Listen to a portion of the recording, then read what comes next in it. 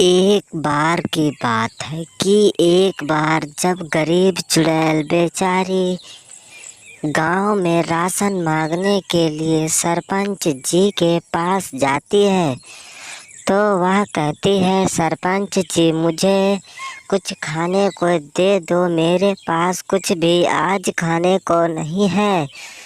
तो सरपंच जी चुड़ैल से कहते हैं, क्या क्या चुड़ैल को भी खाने की आवश्यकता होती है क्या? तभी वह कहते हैं, हाँ हाँ हाँ, मेरा बेटा बहुत भूखा है और उसे कुछ खाने को दे दो।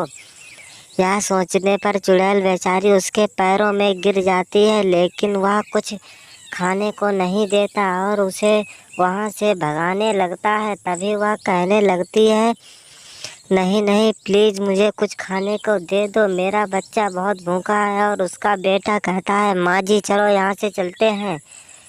और वे माँ बेटे जाते हैं गांव में बच्चों से वह कहते हैं कि मुझे प्लीज़ कुछ खाने को दे दो।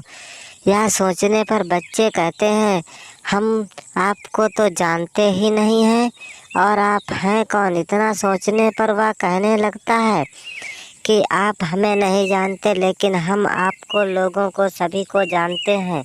यह सोचने पर चुड़ैल कहती है कि अरे ये कैसे हो सकता है, या नहीं हुआ तो हम लोग तो रोड पर आ जाएंगे। चुड़ैल कहती है, मेरे बच्चे को बहुत भूख लगी है, कुछ प्लीज़ उसे कुछ खाने को दे दो, वरना वो मर जाएगा।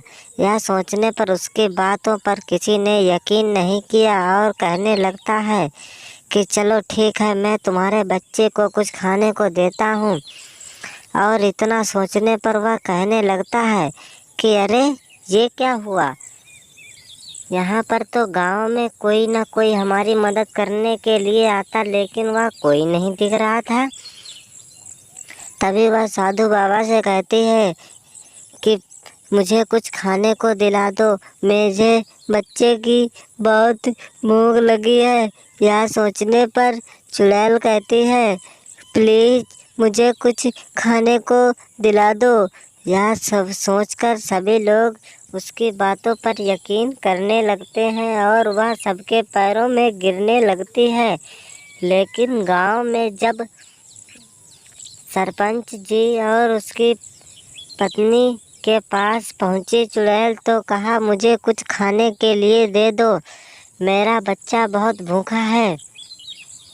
यह सोचने पर गांव के किसान ने कहा कि हम तुम्हें खाने के लिए कैसे दे दें, क्योंकि हम तो तुम्हें जानते ही नहीं, और हम अगर तुम्हें खाने को दे भी दें तो हमें उससे फ़ायदा क्या होगा।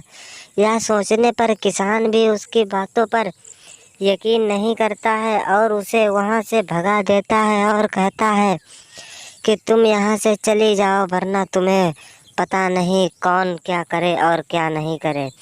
यह सोचने पर चुड़ैल बेचारी सोचती है और वहाँ से चली जाती है और अपने बेटे से कहती है कि सुनो बेटा, आज तो हमें भूखा ही सोना पड़ेगा, क्योंकि गांव में किसी ने कुछ खाने को नहीं दिया और वहाँ पर तो लोग अपने अपने में ही जुटे हैं। यह सोचने पर माँ और बेटे कहते हैं, ठीक है, चलो हम कुछ खाने नहीं और ऐसे ही सोकर अपनी रात गुजार लेंगे। यह सोचने पर उन लोगों ने अपनी रात को ऐसे ही गुजारा और कहा कि यहाँ पर कोई किसी की मदद